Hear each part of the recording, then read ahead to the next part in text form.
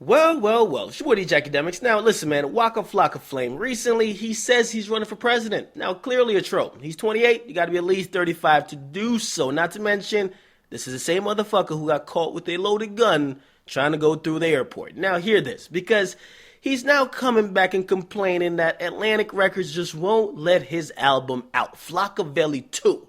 Now, if you guys don't know, he's been absent from the urban scene for like the last year or so.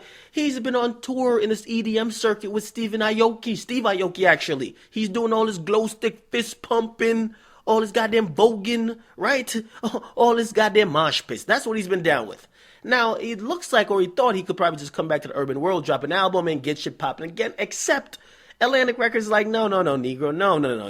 You might think you have a buzz because you've been good in the EDM world, but to keep it real, the people who are going to buy your album, they're not really into that world. They're into that trap world, that Migos, that Young Thug. They're into that world that listens to Lil Wayne, Drake, and you haven't been in that world for a while, so they have been pushing his album out. Now, he said this on Twitter.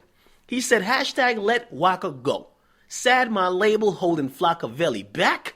Let me buy my contract ASAP, Atlantic Records. Now, if you could buy your contract out, that's a good thing. I think you should because, listen, that's a boss move. That's a Dame Dash move. We saw Jay-Z do that himself.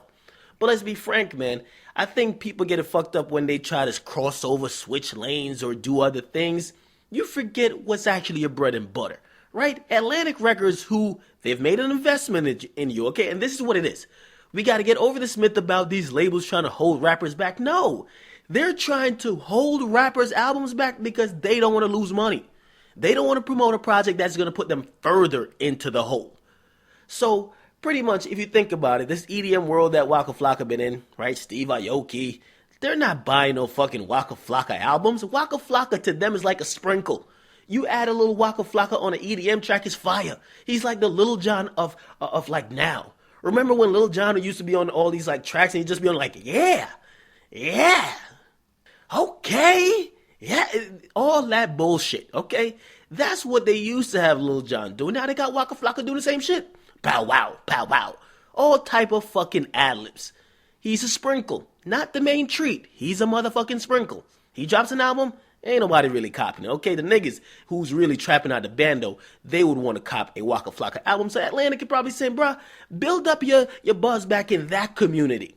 And he's probably saying, no, dog, I've been touring all summer. I've been touring for the last year, seeing like 50,000 people a night.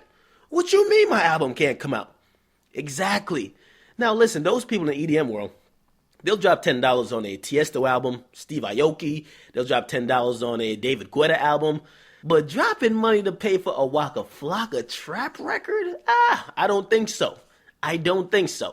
Now, listen, as I said, if he could buy himself out of his record deal, that's a good thing. But also, you got to realize you got to start getting a buzz back cultivated in the urban community. You can't forsake the people who really fuck with you.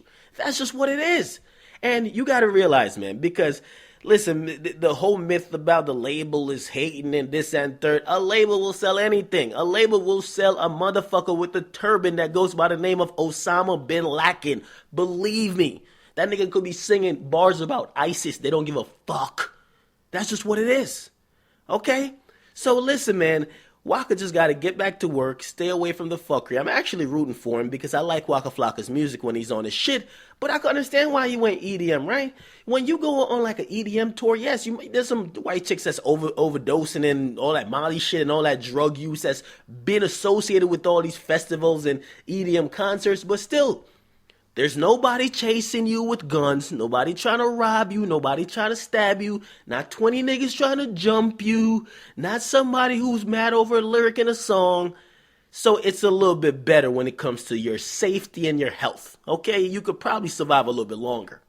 When you're a rapper, you go to a fucking random city, you're gonna perform. Number one, only the goons who listen to your music, they're coming to make sure you're as tough as you said you were. They're trying to snatch your chain. And basically, they're trying to endanger your life. So I get why he would go in the EDM scene. He was getting into some trouble before. But if he really wants his album out, or listen, you don't need a particular album. Look at Lil Jon. Play that game where you're doing all these little ad-libs and you get on here and there and you work with a couple people. You make your albums differently. But if you're trying to put out a regular old trap album like you did with Flockavelli, nah, Atlantic is like, yo, that's the wrong audience, dog. Wrong fucking audience. Nobody wants to hear Rooster in my Rari, okay? So hopefully Waka Flocka gets back to it. I'm rooting for him. I like Waka. Really like Waka. But sometimes Waka, he gets ahead of himself. And I think this is what that might be.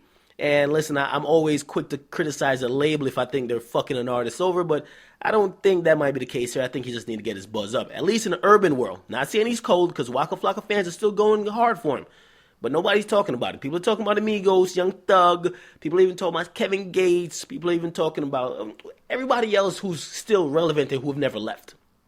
Lil Wayne, Drake.